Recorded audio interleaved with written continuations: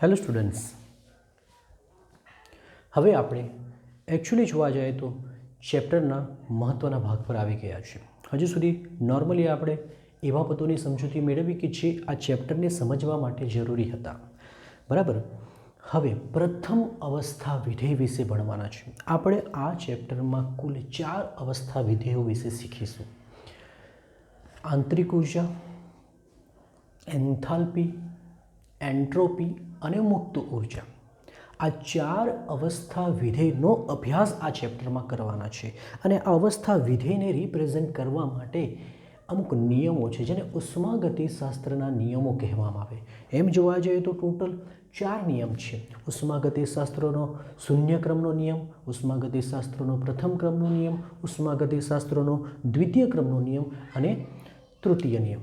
તો 4 નિયમો ભેગા 4 નિયમો દ્વારા આપણે ઉષ્માગતિશાસ્ત્રને સમજીશું, અથવા એવું કહી શકાય ઉષ્માગતિશાસ્ત્રને સમજવા માટે જરૂરી નિયમોને ઉષ્માગતિશાસ્ત્રના.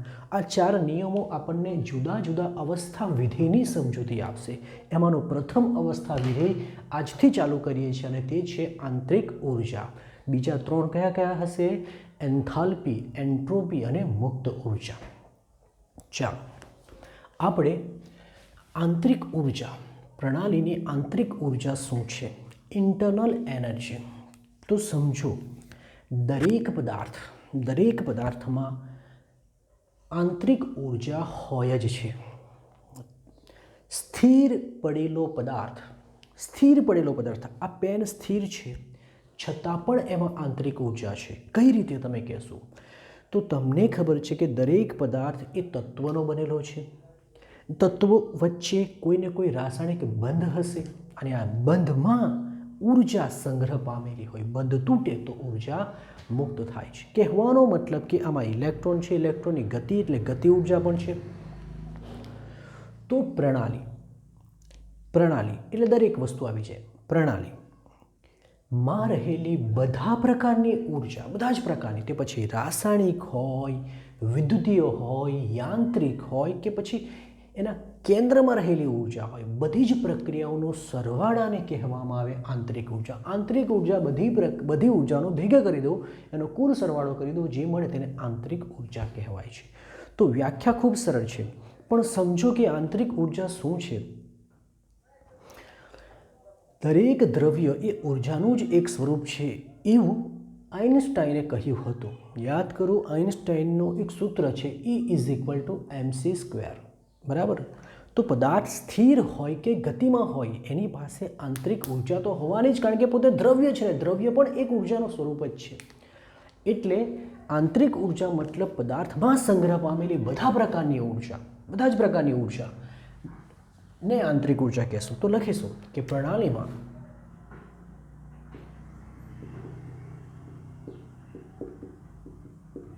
રહેલી રાસાયણિક ઉર્જા, યાંત્રિક ઉર્જા, વિદ્યુતીય ઉર્જા,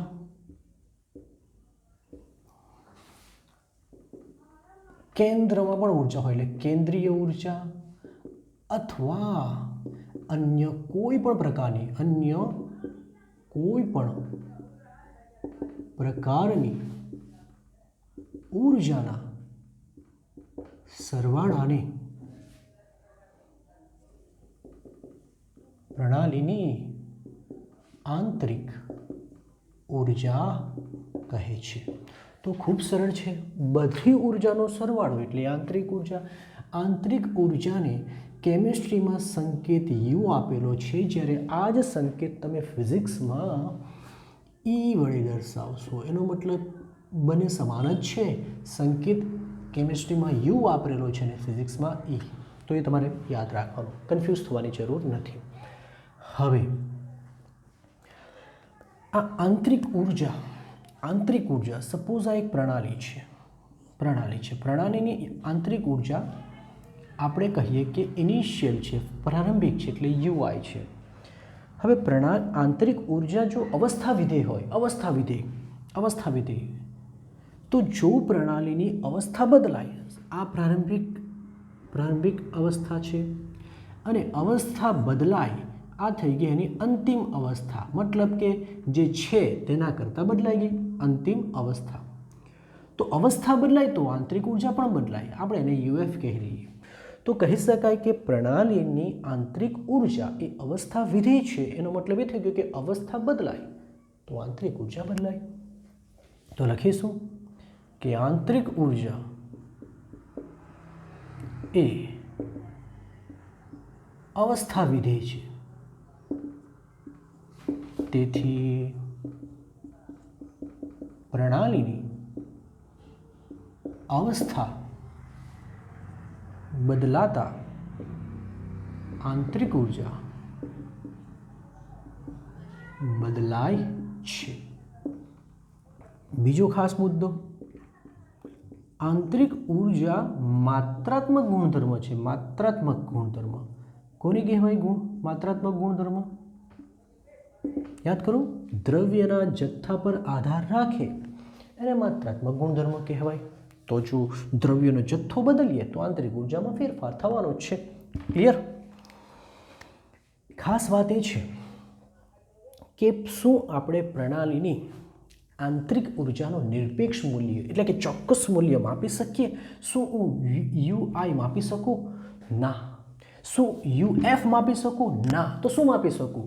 યુઆઈમાંથી યુએફ જવા દરમિયાન કેટલો ફેરફાર થાય છે એ જ માપી શકાય છે. તો વાત ખૂબ ક્લિયરલી સમજજો કે આંતરિક ઉર્જાનું નિરપેક્ષ મૂલ્ય માપી શકાતું નથી. નિરપેક્ષ મતલબ ચોક્કસ મૂલ્ય શકાતું નથી. માત્ર તેનો ફેરફાર માપી શકાય છે.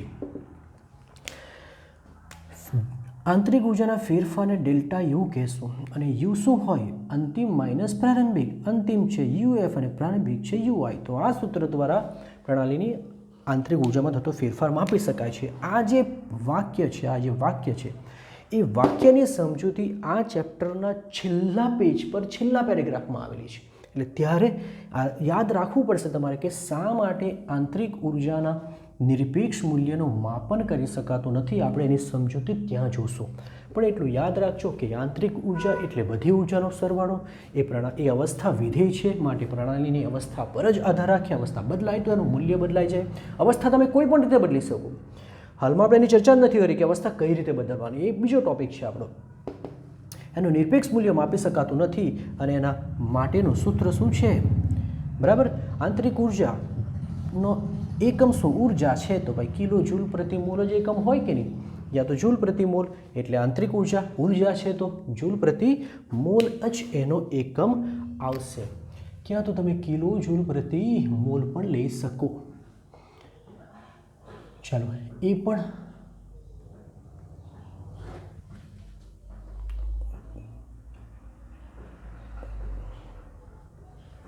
હવેનો જે ટોપિક છે એ છે કે પ્રણાલીની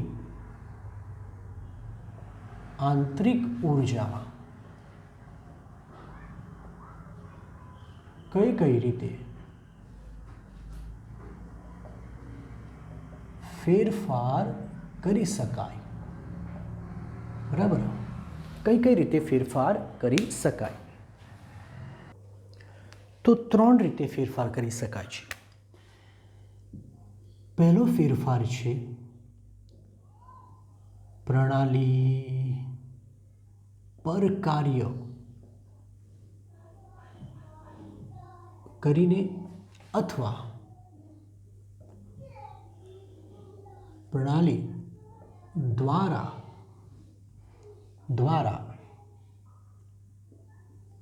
કાર્ય કરીને.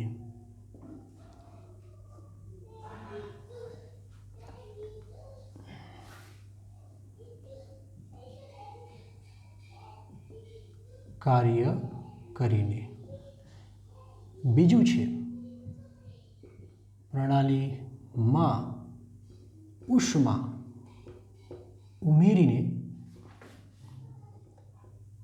અથવા પ્રણાલીમાંથી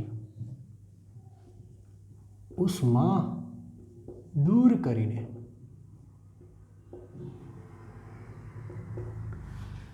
અને ત્રીજું તો માત્રાત્મક ગુણધર્મ છે, એનો મતલબ એ થયો કે દ્રવ્યનો જથ્થો બદલાય તો આંતરિક ઊર્જા બદલાશે, એટલે કે દ્રવ્યનો જથ્થો બદલીને દ્રવ્યના જથ્થામાં ફેરફાર કરીએ તો પણ તમારી પ્રણાલીની આંતરિક ઊર્જા. હવે અહીં જુઓ, પ્રણાલી પર કાર્ય થાય તો એવા કાર્યને પ્લસ લેવાનું છે, આગળ શીખીશું, પણ છતાં પણ અહીંયા બતાવી દઈએ. પ્રણાલી દ્વારા કાર્ય થાય તો તેવા કાર્યને આપણે ઋણ ગણવાનું છે. પ્રણાલીમાં ઉષ્મા ઉમેરાય તો પ્રણાલીમાં ઉષ્મા વધે એટલે ધન કરવાનું, ને પ્રણાલીમાંથી દૂર થાય તો માઇનસ, એટલે સંજ્ઞા પણ થોડી યાદ રાખવાની છે.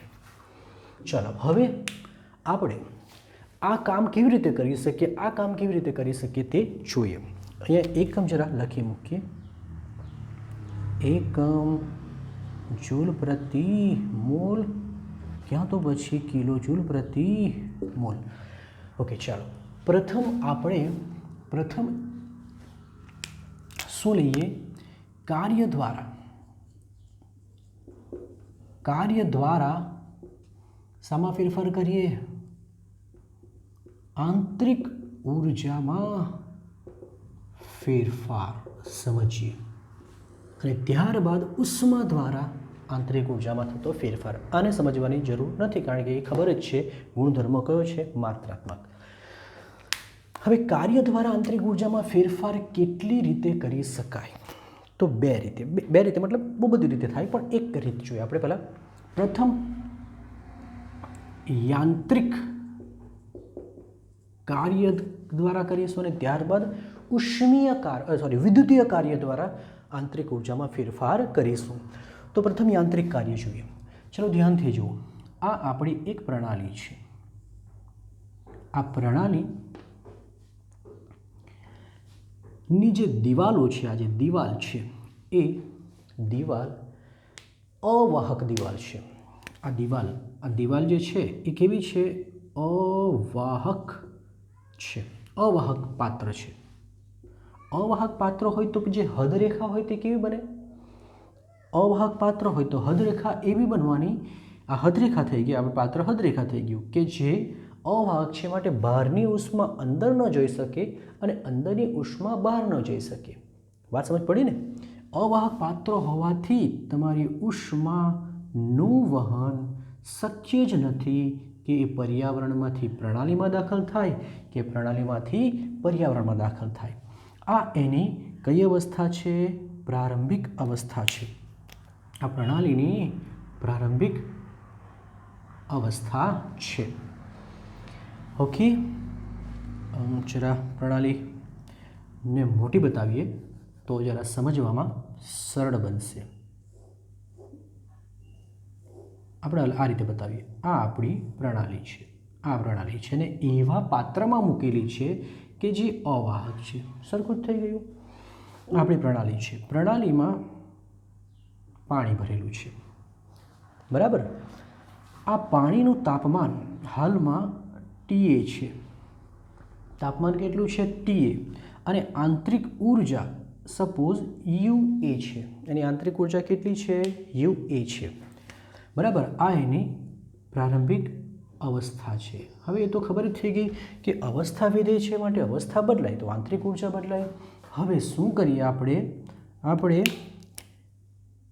યાંત્રિક કાર્ય કરવાનું છે.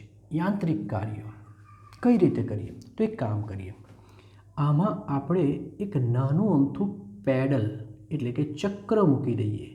આ ચક્ર ફેરવીએ ને તો પાણીના અણુ ગતિ કરશે, અને ગતિ કરવાના કારણે તેના તાપમાનમાં વધારો થશે, બરાબર. બોલો,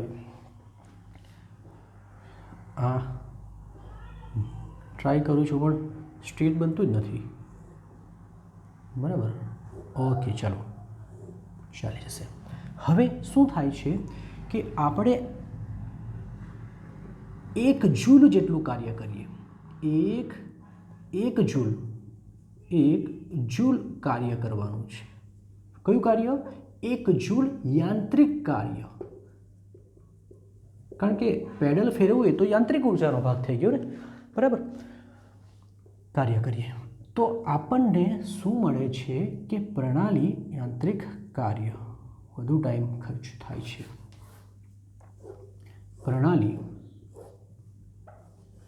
તાપમાન, ધારો કે 1 જૂલ કાર્ય કરવાથી આ પ્રણાલીનું તાપમાન વધીને ટીબી થાય છે. જો તાપમાન વધ્યું તો અવસ્થા બદલાય, અને અવસ્થા બદલાય તો આંતરિક ઉર્જા પણ બદલાશે, અને એ આંતરિક ઉર્જાને આપણે યુબી કહેશું. તો વાત ક્લિયર થઈ કે અહીં યાંત્રિક કાર્ય દ્વારા આપણે પ્રણાલીનું શું કર્યું છે? બોલો. યાંત્રિક કાર્ય દ્વારા આપણે પ્રણાલીના તાપમાનમાં ફેરફાર કર્યો, એટલે કે પ્રણાલીની આંતરિક ઉર્જા વધારી દીધી. હવે લખીશું કે ભાઈ ધારો કે પ્રણાલી ઉષ્મા અવાહક પાત્રમાં છે. હવે એક વાત ક્લિયર થઈ ગઈ. ઉષ્મા અવાહક પાત્રમાં પ્રણાલીની અવસ્થા બદલાય એટલે કે પ્રણાલી પ્રક્રમ કરે તો આ પ્રક્રમ કયું હોય? અવાહક પાત્ર. યાદ કરો, ઉષ્માનો જથ્થોનો ફેરફાર ન થાય તો આ પ્રક્રમને કહેવામાં આવે સમોષ્મી પ્રક્રમ. એટલે અહીં આપણે જે બી પ્રક્રમ કર્યું એ એકચ્યુઅલી કયું પ્રક્રમ હશે? સમોષ્મી પ્રક્રમ થશે, કારણ ઉષ્માનો જથ્થો અચળ રહેશે, અવાહક પાત્રમાં છે. બરાબર. તેનું પ્રારંભિક તાપમાન બોલો TA અને પ્રારંભિક આંતરિક ઉર્જા બોલો કેટલી છે? UA છે.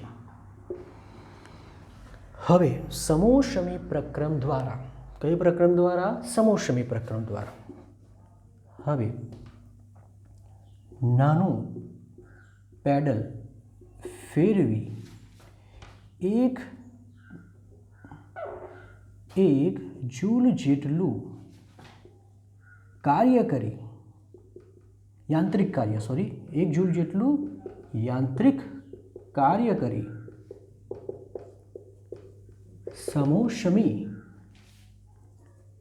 પ્રક્રમ દ્વારા પ્રણાલી નવી અવસ્થામાં આવે છે કે જ્યાં તેનું તાપમાન TB અને આંતરિક ઉર્જા UA છે. પ્રક્રમ દ્વારા પ્રણાલી નવી અવસ્થા શું કરે છે? ધારણ કરે છે, જ્યાં તેનું તાપમાન બોલો TB અને આંતરિક ઉર્જા UB છે. ક્લિયર? ઓકે. તો પછી તાપમાનમાં ફેરફાર કેટલો થાય છે? તાપમાનમાં ફેરફાર ડેલ્ટા T બરાબર T2 TB અંતિમ માઇનસ પ્રારંભિક, રાઈટ. તે જ રીતે આંતરિક ઉર્જામાં થતો ફેરફાર, આંતરિક ઉર્જામાં થતો ફેરફાર બોલો ડેલ્ટા U બરાબર UB માઇનસ UA થશે, રાઈટ. તો આપણે યાંત્રિક કાર્ય કરીને પ્રણાલીની આંતરિક ઉર્જામાં ફેરફાર કરી દીધો ને ફેરફાર આપણને ડેલ્ટા U મળ્યો, રાઈટ.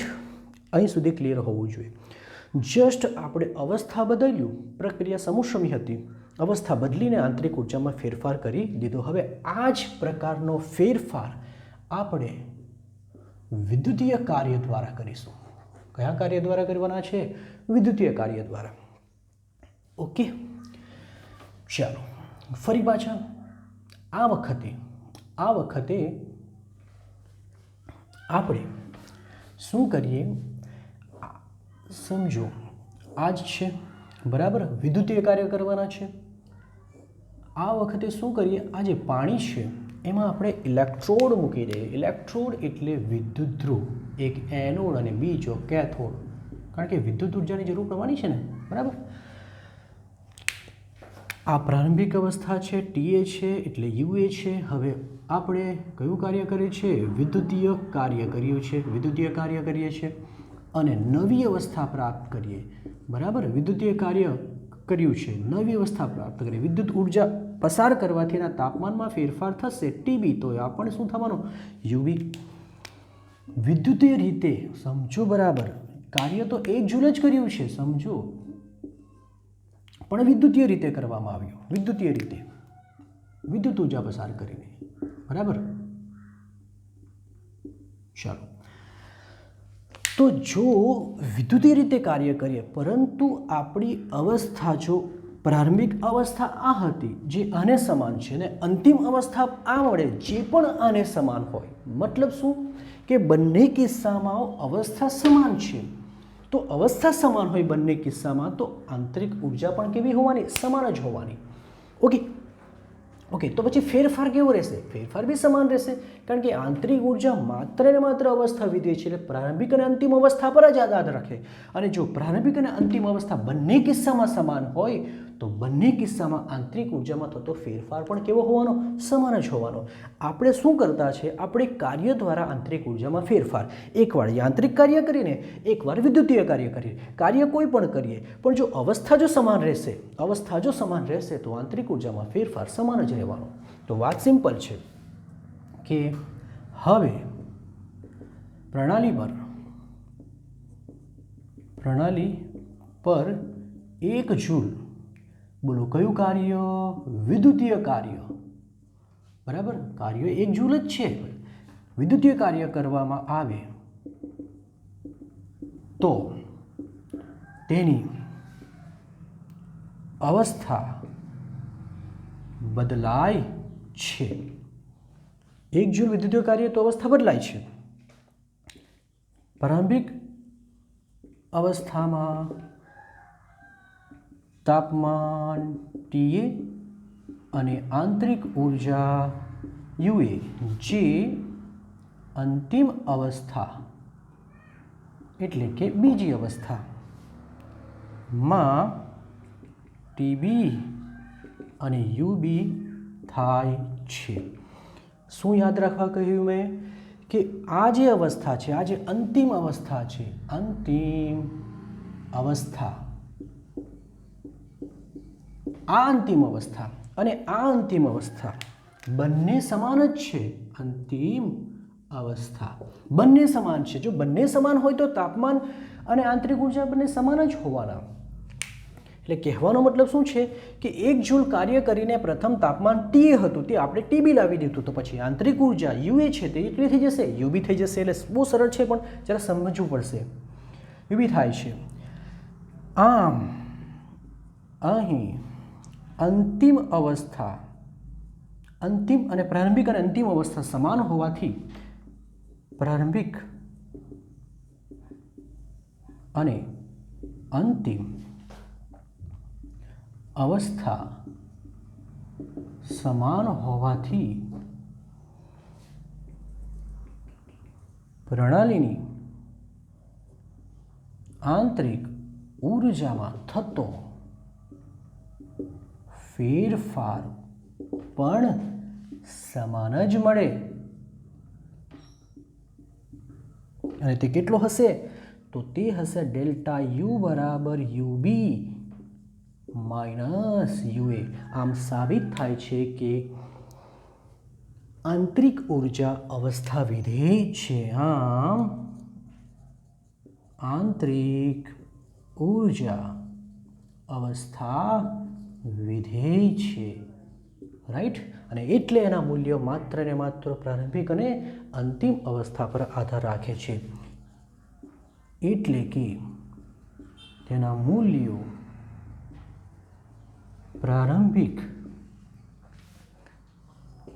તથા પ્રારંભિક અને અંતિમ અવસ્થા પર જ શું રાખે છે? આધાર રાખે છે, નહીં કે પદ્ધતિ પર. આ યાંત્રિક પદ્ધતિ હતી, આ વિદ્યુતીય પદ્ધતિ હતી. તો આ થયું કાર્ય દ્વારા આંતરિક ઉર્જામાં ફેરફાર.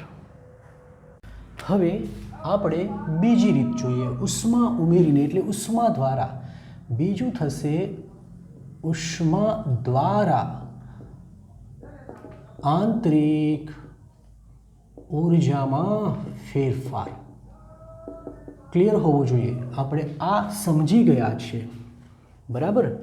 આ સમજીએ છીએ. ચાલો, ઉષ્મા દ્વારા આ વખતે આપણે પ્રણાલીને એવા પાત્રમાં મૂકીશું કે જે પાત્ર આ પ્રણાલી છે એને એવા પાત્રમાં મૂકેલું છે. સપોઝ કે સમજો કે ભાઈ આ પ્રણાલી છે વાયુની બનેલી છે, રાઈટ, બંધ પાત્ર છે એમ વિચારી લઈએ. આજે તે વાહક દિવાલ છે. વાહક દિવાલ હોય એનો મતલબ કે ઉષ્મા અંદર જઈ પણ શકે ને બહાર આવી પણ શકે. હવે આનું તાપમાન સપોઝ કે TA છે. હું ગરમી આપું છું, એને ગરમી આપું છું. ગરમી આપવાથી શું થશે? અંદર ઉષ્મા પ્રવેશે અને પ્રવેશવાથી એનું તાપમાન બદલાઈ જશે. સપોઝ કે તાપમાન બદલાઈને કેટલું થઈ જાય? TB થઈ જાય. બરાબર. આ અવસ્થામાં એની આંતરિક ઉર્જા UA હતી, હવે આંતરિક ઉર્જા શું થઈ જશે? UB થઈ જશે. તો એનો મતલબ કે તાપમાનમાં ફેરફાર કરીને ઉષ્માનો ફેરફાર, પહેલાં કાર્ય દ્વારા, હવે ઉષ્માનો ફેરફાર કર્યો દ્વારા આપણે આંતરિક ઉર્જા બદલી શકીએ. પરંતુ તે પહેલાં આપણે ઉષ્મા કોને કહેવાય તે જરા સમજી લઈએ. તો જો ભાઈ, ઉષ્મા એ ઉર્જાનું એક સ્વરૂપ છે. યાદ રાખજો, ઉષ્મા એ ઉર્જાનું એક સ્વરૂપ છે. અને કયું સ્વરૂપ છે? તો જ્યારે બે પદાર્થો વચ્ચે, સપોઝ આ ગરમ ભાગ છે, આ ગરમ તાપ, આ ગરમ સળિયો છે અને આ ઠંડો સળિયો છે. તો જ્યારે ગરમ સળિયાને ઠંડા સળિયાના સંપર્કમાં લાવવામાં આવે, બોલો ઉષ્માનું વહન ક્યાંથી ક્યાં તરફ થશે? ગરમ ભાગથી આ ભાગ તરફ. તો કહેવાનો મતલબ કે આમાં જે ઉર્જા હતી અને આમાં જે ઉર્જા હતી તે આમાંથી આમાં ટ્રાન્સફર પામી. પણ શાના લીધે? કારણ કે બંનેના તાપમાનમાં ફેરફાર છે. જો તાપમાનમાં ફેરફાર જ ન હોતે તો એ ઉષ્મા અહીં જશે નહીં. તો યાદ રાખો, ઉષ્મા એ ઉર્જાનું એવું સ્વરૂપ છે કે જે તાપમાનના ફેરફારના લીધે વહન પામે છે. યાદ રાખજો. તો વ્યાખ્યા એવી થશે કે ઉષ્મા એ ઉર્જાનું એવું સ્વરૂપ છે કે જે પ્રણાલીના તાપમાનના ફેરફારને લીધે વહન પામે. જેમ કે આનું બહારથી ગરમી આપવામાં આવી તો અંદર ઉષ્મા પ્રવેશી અને એ જ અંદર ઉર્જા પ્રવેશી, એ ઉર્જાને જ ઉષ્મા કહેવામાં આવે છે. તો તાપમાનના ફેરફારના લીધે વહન પામતી ઉર્જાને શું કહેવામાં આવે? ઉષ્મા ઉર્જા કહે છે. ક્લિયર? કે જે પ્રણાલીના તાપમાનના ફેરફારના લીધે વહન પામે છે. ચાલો ક્લિયર. હવે આપણે શું કરવાના છે? પ્રણાલીની પ્રારંભિક અવસ્થાનું તાપમાન બોલો TA છે, તેને બાહ્ય ઉષ્મા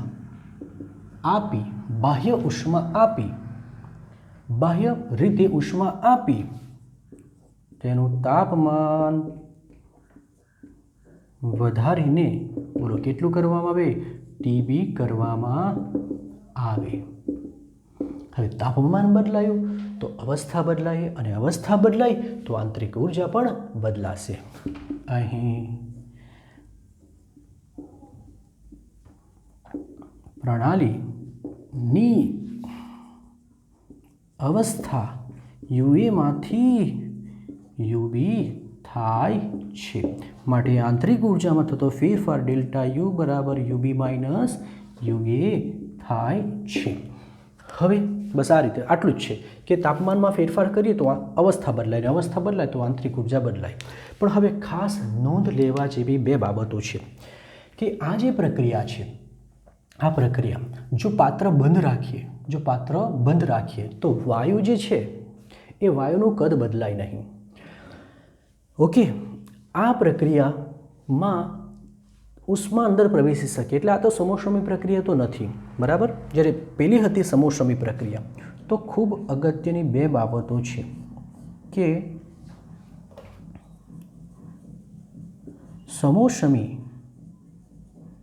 પ્રક્રિયા માટે સમજજો બરાબર. એકચ્યુઅલી આના પછી જોયું તો પણ ચાલતે, પણ થોડું લખી દઈએ. સમોષ્મી પ્રક્રિયા માટે ડેલ્ટા યુનું સૂત્ર છે, આના પછી જોવાના છે, પણ તેનો ઉપયોગ પહેલાં જ આવી ગયો છે. સૂત્ર છે ડેલ્ટા યુ બરાબર Q વત્તા W, બરાબર. ચાલો, હવે સમોષ્મી પ્રક્રિયામાં Q તો 0 હતા, સમોસમી પ્રક્રિયામાં ક્યુ તો 0 હોય, કારણ કે ઉષ્માનો તો કોઈ ફેરફાર થાય જ નહીં. તો આ 0 હોય એનો મતલબ કે ડેલ્ટા યુ બરાબર ડબલ્યુ થાય. એનો મતલબ એ થઈ ગયો કે સમોસમી પ્રક્રિયામાં કાર્ય એ આંતરિક ઉર્જામાં થતા ફેરફાર જેટલો હોય, અથવા તો આંતરિક ઉર્જા એ પ્રણાલી દ્વારા કરેલા કાર્ય બરાબર હોય છે. તો એમ લખી શકાય કે અહીં આંતરિક ઉર્જા પ્રણાલી દ્વારા થયેલા કાર્ય જેટલી હોય છે. હવે ધારો કે પાત્ર બંધ છે. ધારો કે પાત્ર બંધ છે. પાત્ર બંધ હોય એટલે પાત્રનું કદ બદલાય નહીં, અને કદ ન બદલાય, જેમ કે આ જો વી હોય તો આ પણ વી જ રહેશે, અને કદ ન બદલાય, કદ ન બદલાય તો કાર્ય ન થાય. એનું સૂત્ર આપણે મેળવવાના જ છે. તો ધારો કે આ જે છે તે પ્રક્રિયા સમકદી પ્રક્રિયા છે. કઈ પ્રક્રિયા છે? સમકદી. બરાબર. કદ ન બદલાયું પણ તાપમાન બદલાયું. ઉષ્મા અંદર પ્રવેશી, ઉષ્મા બહાર ગઈ. હા, વાહક દિવાલ છે ને, તો ઉષ્માનો ફેરફાર થયો પણ કદ ન બદલાયું. તો તેવા કિસ્સામાં કાર્ય 0 બને. કાર્ય 0 બને તો ડેલ્ટા યુ બરાબર ક્યુ બને. એનો મતલબ એ થઈ ગયો કે સમોસમી પ્રક્રિયા હોય તો ડેલ્ટા યુ બરાબર ડબલ્યુ થાય, એટલે કે આંતરિક ઉર્જા એ કેટલું હોય તો પ્રણાલી દ્વારા થયેલા કાર્યને બરાબર હોય. બરાબર. પરંતુ જો સમકદી પ્રક્રિયા હોય તો અહીં આંતરિક ઉર્જા પ્રણાલીએ મેળવેલી કે ગુમાવેલી ઉષ્માના જથ્થા બરાબર થાય છે. તો અહીં આંતરિક ઉર્જા કેટલી થશે? તો પ્રણાલી જેટલી ઉષ્મા મેળવે અથવા તો જેટલી ઉષ્મા ગુમાવે એના બરાબર થાય છે. તો આ એક ખૂબ અગત્યનું છે.